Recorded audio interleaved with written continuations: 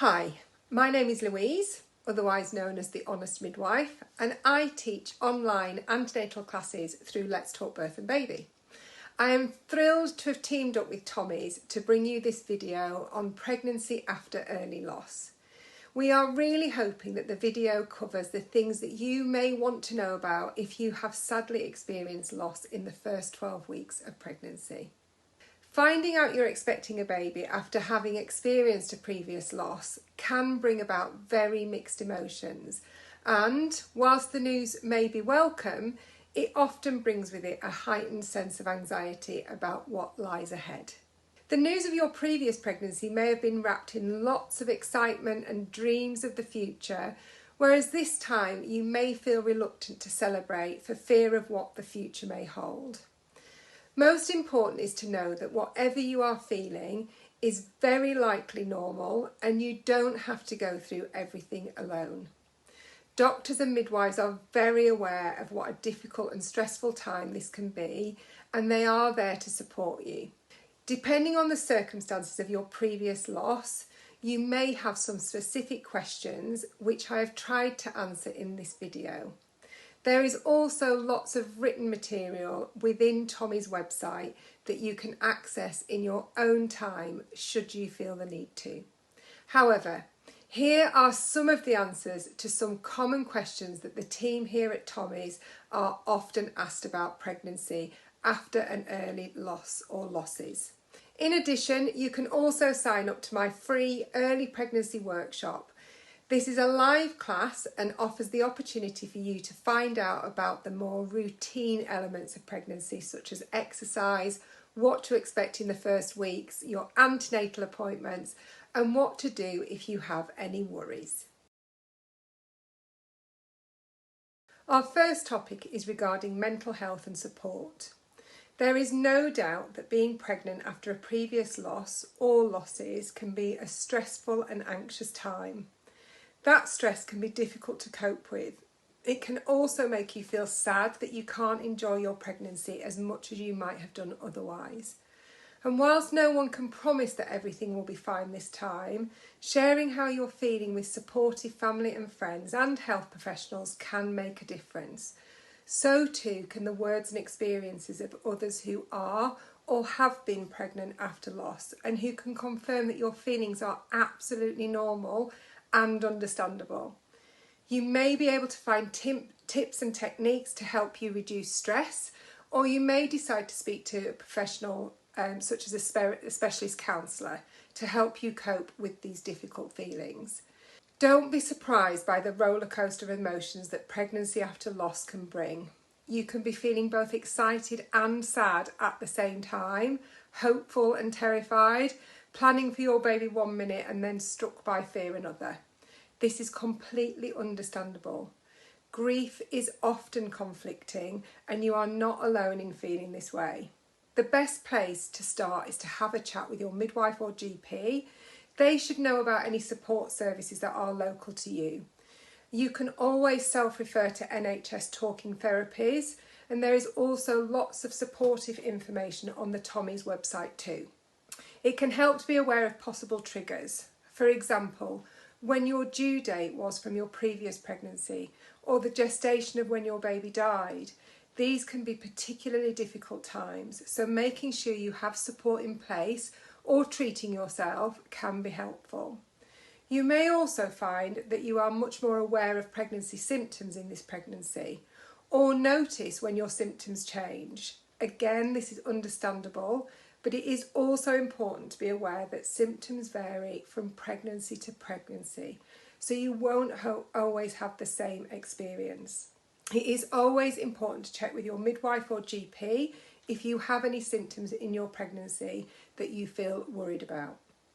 You can also use the pregnancy symptom checker on the Tommy's website. If you find that pregnancy symptoms are making you feel particularly anxious or affecting your sleep, day-to-day life, speak to your GP and midwife about this so that they can offer you the right support. Accessing Early Pregnancy Assessment Unit or EPAU. It's really important that you access maternity services as soon as you find out you're pregnant. You can usually self-refer via your local maternity unit's website or by contacting your GP. It's completely understandable that you may feel hesitant or worried about doing this. However, the earlier you are seen, the earlier you can get support in place for you and your baby. And it can feel like a long time from finding out you're pregnant to when you get to meet your midwife and start your antenatal care. Usually, if you've had 1 or 2 early miscarriages, you would not have any additional care prior to your midwife booking appointment. However, if you have any concerns, particularly including pain and or bleeding in your pregnancy, then you would normally be seen at your local EPAU, Early Pregnancy Assessment Unit. Each unit will have a different referral policy.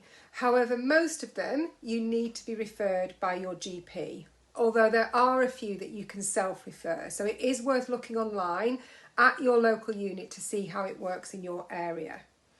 If you are in a lot of pain or you're experiencing heavy bleeding, then it would be best to call NHS 111 or attend your local A&E department.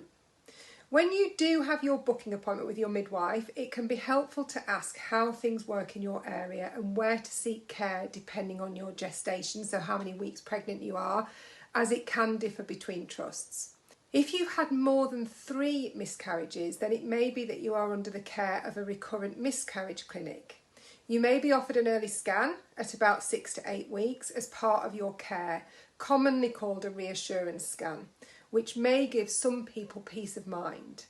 It is important to bear in mind that a reassurance scan may be able to detect, find a pregnancy and a heartbeat, which are positive signs, but they cannot guarantee or predict how the pregnancy will progress. Pregnancy after a molar, ectopic or terminational for medical reasons pregnancy. If you've experienced a molar pregnancy or ectopic pregnancy previously, then it is usual policy that you will be offered an early pregnancy scan, usually between about 6 to 8 weeks. Often, early pregnancy assessment units have a policy that you can ring them directly if this is your history, and they will book you in for this, or else you may need to go via your GP for referral.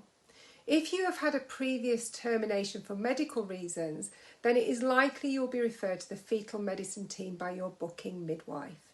Depending on the circumstances of your previous loss, they may see you in a specialist clinic and offer additional care to the usual pathway. They should discuss this with you at your appointment. Pregnancy after fertility treatment. There are many reasons why someone may have had fertility treatment, and everyone will have had a different journey. And for some, this may have been a long and complex one. Becoming pregnant after fertility treatment can be filled with a mixture of emotions. It can be an exciting but also anxious and uncertain time. Your midwife will be there to support you, so as much as you can, do talk to them about how you're feeling. If you've become pregnant from fertility treatment, it is common to be discharged from your clinic at around 6 to 7 weeks. Your care will then be transferred to the local maternity team, and it is important to refer to maternity services as soon as you know you're pregnant and not to wait until you've been discharged from the fertility clinic. This way, you can see a midwife by the time you're 8 to 10 weeks pregnant and ensure that we get the right support in place for you and your baby.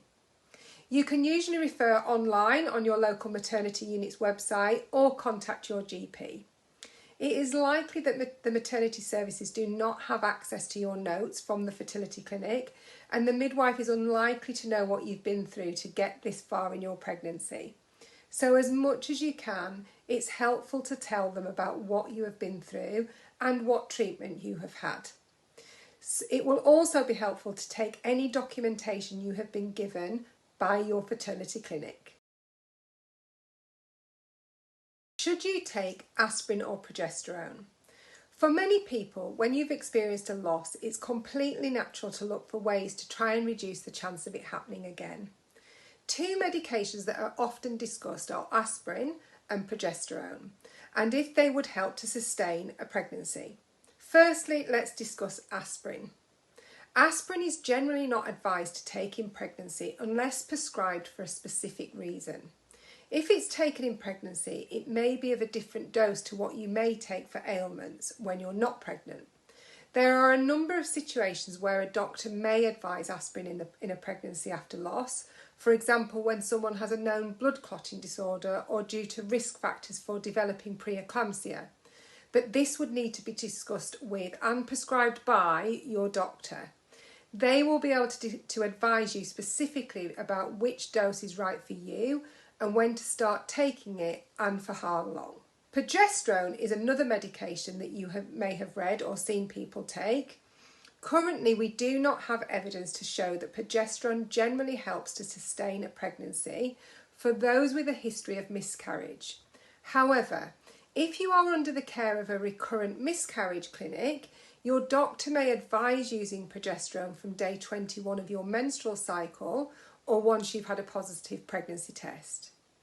For those not under the care of a specialist recurrent miscarriage clinic, there is evidence to show that progesterone can help if you have a history of miscarriage and are experiencing bleeding in a current pregnancy.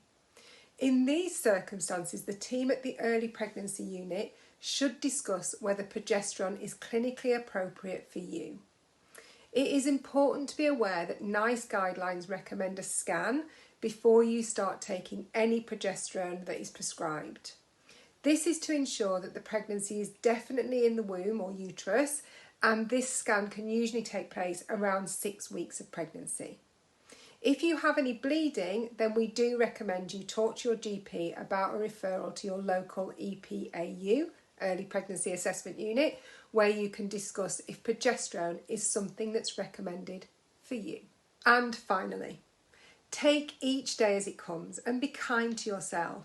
If you have any concerns, then contact your midwife or GP to discuss if you need to be seen, or make a note and ask your midwife at your next appointment if it's not urgent. Take time to think about your options during your pregnancy, ask questions, and if you're unsure, then ask for clarity.